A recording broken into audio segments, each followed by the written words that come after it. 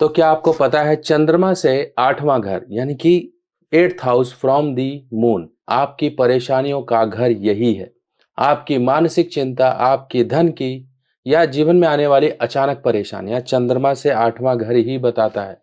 और ये चंद्रमा से आठवां घर अगर आपका सही है तो परेशानियां ऐसी आएंगी जिनको आप मैनेज कर लोगे। और चंद्रमा से अगर आठवां घर आपका सही नहीं है, वहां पर बहुत ही गड़बड़ है, तो आपके जीवन में उसी प्रकार की गड़बड़ का सामना आपको करना पड़ेगा। चाहे वो बीमारी हो, मानसिक परेशानी हो, डिप्रेशन हो, एंजाइटी हो, किसी प्रकार का भय हो, या आपका मन हमेशा उसी चीज पर अटका रहेगा कि नहीं भाई, जिस चीज पर मन अटका रहेगा उसी चीज को लेके आप तड़पते रहोगे। ये तड़प, ये आपकी एक झुंझलाहट, ये आपके जीवन में वो उस तरह से काम ना होना जिस तरह से आप मेहनत करते हो, ये सब चंद्रमा से आठवां घर आपकी मानसिक शांति को दर्शाता है। आज मैं आपको बताने वाला हूं कैसे पाएं ये मानसिक शांति, और चंद्रमा से आठवें घर का क्या लेना देना है। चंद्रमा से आठवां घर ही आपके जीवन की खुशियों से क्यों जुड़ा हुआ है। या तो ये खुशी देगा या फिर आपको ये दुख देगा। अब कई बार तो ऐसी खुशी होती है जिसे हम कहते हैं कि मेहनत करने के बाद जिस प्रकार से एक रेस में भागता हुआ व्यक्ति पूरा जोर लगाकर जब वो पहले नंबर पर आता है तो उसे कहते हैं वो खुशी। और कई बार तो ये होता है कि जब वो व्यक्ति दूसरी तरफ भागते-भागते एक नंबर पर आने वाला ही था, तभी उसका पैर मुड़ गया और वो हार गया। जीती हुई बाजी एक तरह से हार गया। इसी प्रकार से ये आठवां घर आपके जीवन में आपको या तो बाजियां जिताता है या बाजियों को हरा देता है। आज मैं आपको बताने वाला हूं कैसे आप अपनी कुंडली से चंद्रमा की स्थिति को पहचान के बहुत सी चीजों को दुरुस्त कर सकते हो, बहुत सी आने वाली परेशानियों को सही कर सकते हो। बिल्कुल आसान तरीके से आपको आज मैं समझाने वाला हूँ। चलिए समझते हैं।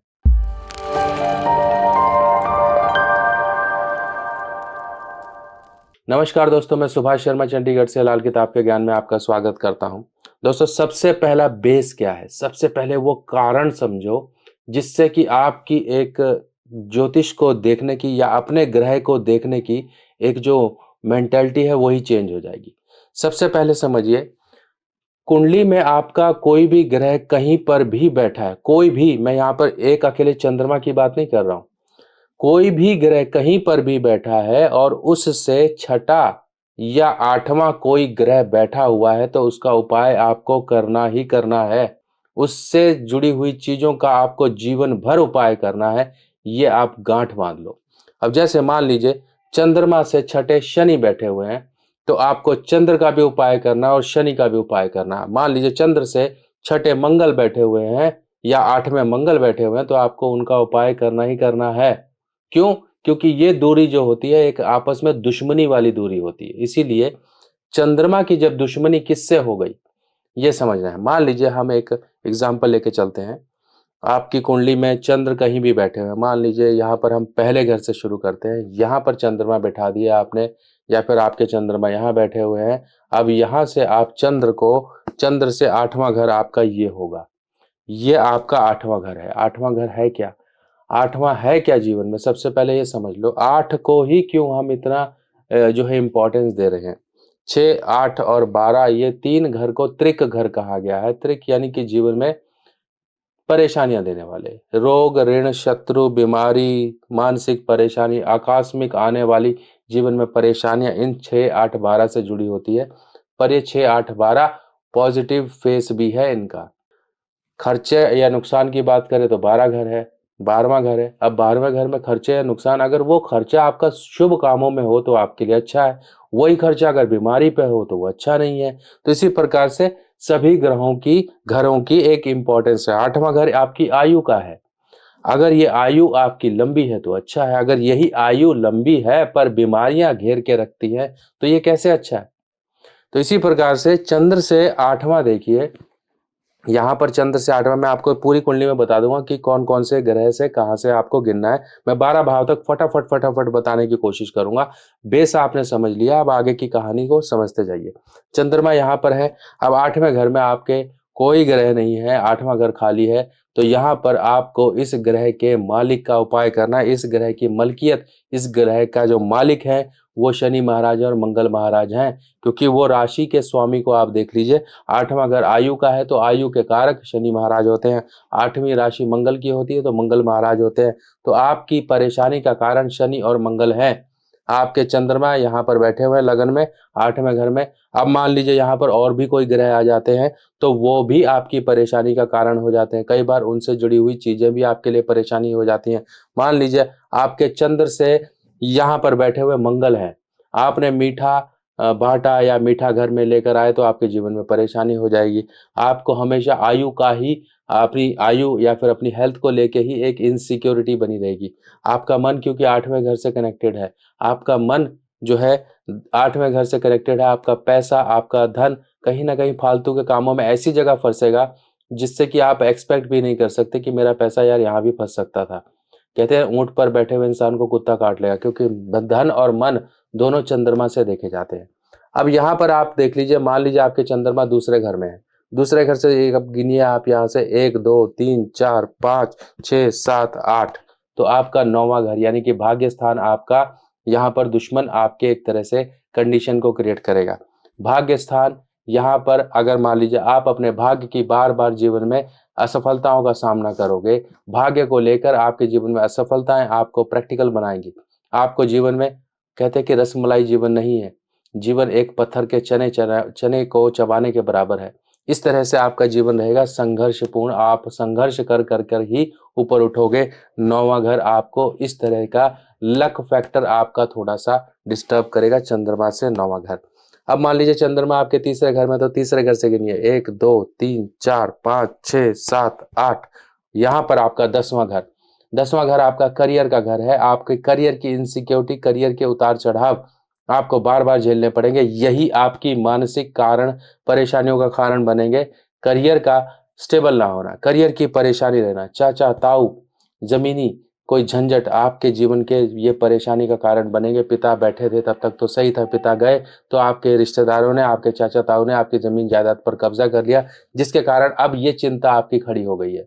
यहाँ पर चिंता का कनेक्शन और परेशानी का कनेक्शन देखना होता है उस घर से संबंधित, और उस, मान लीजिए वहाँ पर और भी ग्रह आ गए, मान लो 10वां घर खाली है आपका, पर यहाँ पर खाली है तो सीधा सा आप समझिए कर्म का घर है। इसीलिए आपका तीसरे से 10वें का कनेक्शन हो गया। तीसरे में बैठे हो गए ना, समझ लिया आपने कि तीसरे को आप जहाँ पर ग्रह बैठा हुआ है चंद्रमा, वहाँ से उसको 1 गिनिए। 1, 2, 3, 4, 5, 6, 7, 8, ये आपका 8वां घर जो होगा चंद्र से, वो आपका 10वां घर बनता है।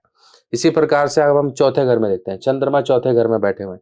चौथे घर से बैठे हुए चंद्रमा, अब यहाँ पर इनके लिए 8वां घर कौन-सा होगा? यहाँ पर चंद्र चौथे में बैठे हैं तो 1, 2, 3, 4, 5, 6, 7, 8, यानी कि अब आपकी आमदनी, आपके बड़े-बुजुर्ग, आपके अड़ोसी-पड़ोसी आपके लिए मुश्किल का कारण बनेंगे।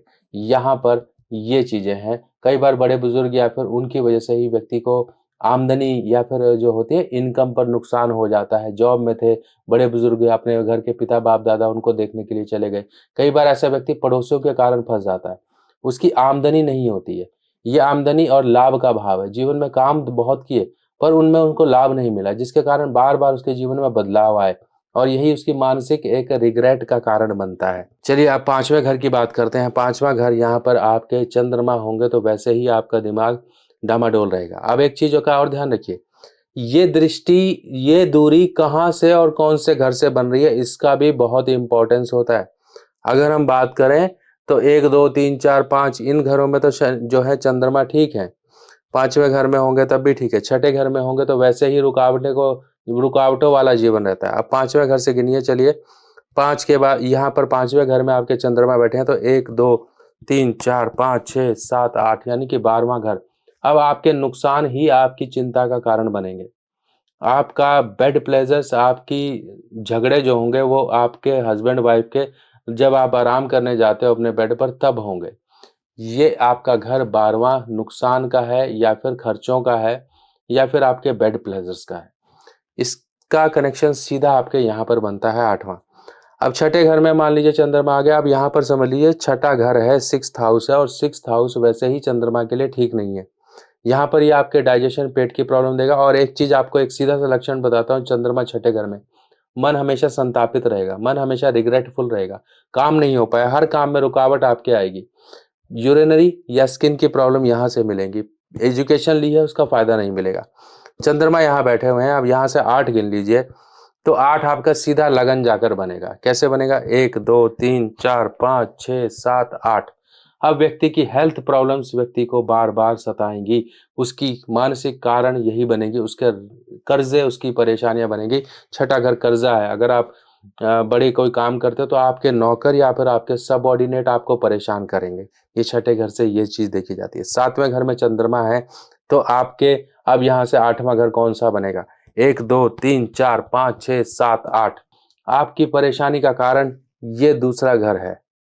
दूसरा घर यानी कि धन, आपका खुद का कुटुंब, आपका घर और ये ससुराल भी है आपका दूसरा घर। तो परेशानी का कारण आप समझ गए कहाँ से कहाँ तक आपका कनेक्शन बन गया। अब 8वें से 8वां घर तीसरा बनेगा। कैसे बनेगा? 8वां को हम 1 गिनेंगे, यहाँ पर 8वां घर होता है, तो इसको 1 गिनिए। 1, 2, 3, 4, 5, 6, 7, 8। ये आपके कानाफूसी या फिर आपके खिलाफ होने वाली गलत बातों का घर है, आपकी एक रॉन्ग पब्लिसिटी का घर है, आपके एक अपनी मानसिक शांति या फिर घर से बाहर रहने का घर है। आपकी हमेशा यही टेंशन रहेगी, यार मैं घर कब जाऊँगा, मैं घर कब जाऊँगा? इस तरह से आपकी ये परेशानी देगा। स्किन की प्रॉब्लम, आपकी अपनी आयु, अपनी हेल्थ की ये एक घर माना जाता है।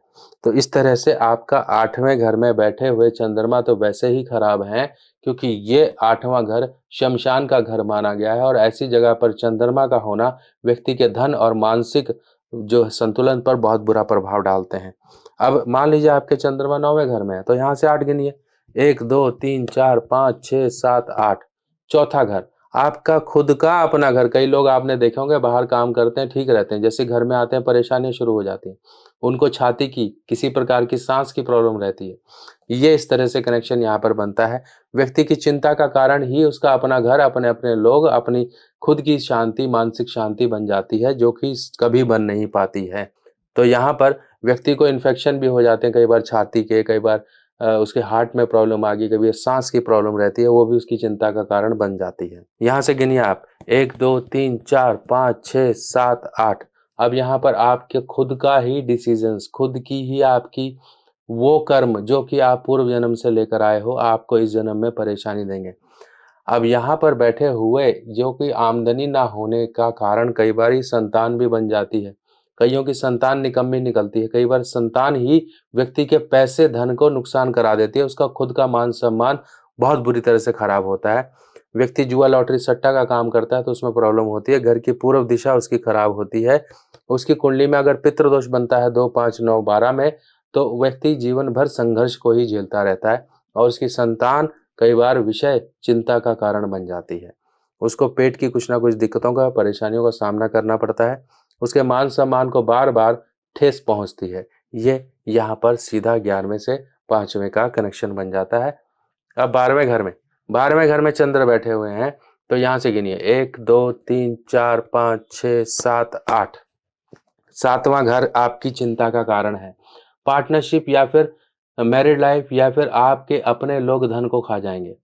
आपको ये समझेंगे भैया बहुत मोटी पार्टी है, इसके साथ किसी तरह से आपके साथ जुड़ेंगे, आपका नुकसान कराएँगे, इधर-उधर पैसा फँसवाएँगे और रफू-चक्कर हो जाएँगे। फिर आपको दूध से मक्खी की तरह निकाल के फेंक देंगे। आप फँस गए मुसीबत में, ये लोग मज़ा मार जाते हैं। ये होते हैं कि भई दूसरों के धन पर एक बुरी नज़र टिका के रखने वाले लोग। आपकी मैरिड लाइफ़ आपकी चिंता का कारण बन जाती है। मैरिड लाइफ़ लोगों की अच्छी नहीं होती। शुक्र भी खराब है कुंडली में तब तो ये पक्की बात हो जाती है कि भैया कारण ही तुम्हारा मैरिड लाइफ़ है, जो आपके जीवन के सुखों को खराब करेगा। आप अपने कुंडली में इस तरह से पहचान लो कि आपकी परेशानियों का कारण कहाँ पर छुपा हुआ है। उपाय मैंने आपको सीधा बता ही दिया कि चंद्र से उस घर का कनेक्शन ले लीजिए। अब कौन से घर से किसका कनेक्शन है, जैसा कि मैं आपको बता ही देता हूँ। पहला घर यहाँ पर सूर्य मंगल का प्रभाव है, दूसरा घर यहाँ पर चंद्र के साथ-साथ शुक्र का प्रभाव है। यहाँ पर क्योंकि राशि है, राशि का स्वामी भी आप अगर ले सकते हैं तो वो भी ले सकते हैं, कोई दिक्कत नहीं है। अगर कोई ग्रह बैठा हुआ है तो उससे संबंधित चीज़ों का दान करो, यानी कि उस दृष्टि से उस ग्रह की ऊर्जा को डाइवर्ट कर दो। वैसे हम वहाँ से ग्रह को नहीं हटा सकते, बस उसकी ऊर्जा को शुभ स्थान पर कनेक्ट कर सकते हैं। जैसे धर्म स्थान हो गया, जल प्रवाह हो गया, गरीब को दे देना, इस तरह से ये काम कर कर हम उस ग्रह की ऊर्जा में परिवर्तन ला सकते हैं। आप भी अपनी कुंडली पर ये फैक्टर्स लगाइए, क्योंकि ये टॉपिक बहुत थोड़ा-सा और लेंदी है और बड़ा है। मैं आपको इससे जुड़ी हुई और इसके पार्ट्स लेकर आ जाऊँगा, ताकि आप चंद्रमा की जो परेशानी है वो समझ लो, क्योंकि चंद्रमा बहुत ही फास्ट मूविंग है। 2.5 दिन में एक राशि को ये क्रॉस कर लेता है, तभी तो हमारा मन कभी शांत है, कभी खुश है, कभी नाराज़ है, कभी डरा हुआ है, कभी कुछ है। इसी तरह से हमारे धन पर ही प्रभाव पड़ता है, हमारे मन पर प्रभाव पड़ता है। ये चंद्रमा को समझना बहुत ज़रूरी है। चंद्र से ही सब कुछ चलता है। चंद्र से ही दशाएँ चल रही हैं, चंद्र से ही तिथियाँ आ रही हैं, चंद्र से ही आपका नामकरण हो रहा है। चंद्र को इतना हल्के में मत लीजिए, क्योंकि चंद्र ही सब कुछ है। अगर इसको सही नहीं रखा तो सब कुछ गड़बड़ है। इसीलिए चंद्र का उपाय तो सर्वोपरि है, कोई भी कर सकता है। बहुत इसके लिए कभी सोचना नहीं है। चंद्र का उपाय है, चंद्र से संबंधित चीज़ों का दान, महादेव की पूजा, चंद्रदेव की उपासना, मोती पहनना या चांदी पहनना, घर में चांदी रखना, चावल रखना, ये एक चंद्र के उपाय होते हैं। आप भी करिए। और आप भी अगर ज्योतिष सीख रहे हो, ज्योतिष पढ़ना चाहते हो, अपने लिए करना चाहते हो, अपने परिवार वालों के लिए करना चाहते हो, तो मैं ये 4 किताबें आपके लिए लेकर आया हूँ। बिल्कुल simple and easy learn self learning kit है, जिसमें आपके लिए लाल किताब की ये जो बुक है, ये सारे पार्ट लाल किताब के ही हैं। इसमें लाल किताब की बेसिक सारी जानकारी मिलेगी, फिर बाद में उपाय करने का तरीका मिलेगा, फिर बाद में आपको वास्तुशास्त्र मिलेगा, फिर आपको वर्षफल बनाने का तरीका मिलेगा। वर्षफल यानी कि 1 साल का वो समय होता है जिस समय में आपके बुरे ग्रहों का उपाय कर लो तो पूरा वर्ष मज़े में जाता है। इस तरह से आपको, अगर आपको चाहिए तो ये 4 पार्ट अभी अवेलेबल हैं।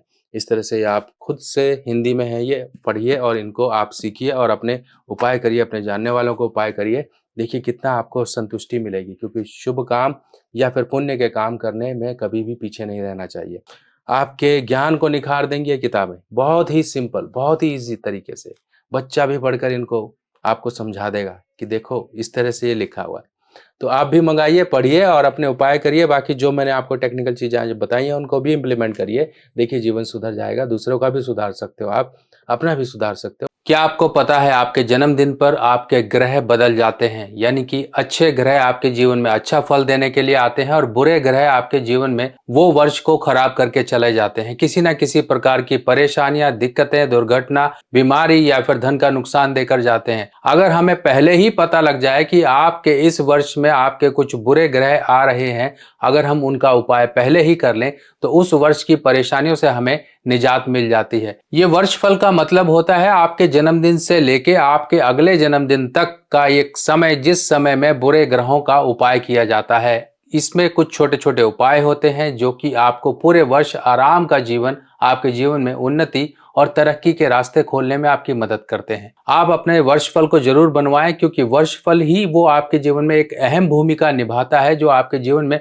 आने वाली परेशानियों को दूर रखता है। अपने जन्मदिन पर कर लीजिए कुछ छोटे छोटे उपाय और पूरा वर्ष आप मजे का जीवन पाएं। वर्षफल बनवाने के लिए आपको अपना नाम, बर्थ डिटेल मुझे देना होगा और आपकी वर्षफल रिपोर्ट बनाकर आपको व्हाट्सएप पर भेजी जाएगी, जिसमें कुछ छोटे छोटे उपाय दिए जाएंगे। कुछ दान दक्षिणा या फिर कुछ चीजों को, जल प्रवाह इत्यादि करना, मंदिर में देना या फिर किसी गरीब को देना या पक्षियों या जानवरों को कुछ देना। इस तरह के कुछ छोटे छोटे उपाय होंगे जिनको करके आप उस वर्ष की परेशानियों से बचाव पा सकते हो। बाकी इसी तरह से जुड़े रहिए और जानकारियों के साथ मिलते हैं नई वीडियो में। तब तक के लिए अपने सुभाष भाई को आज्ञा दीजिए। नमस्कार।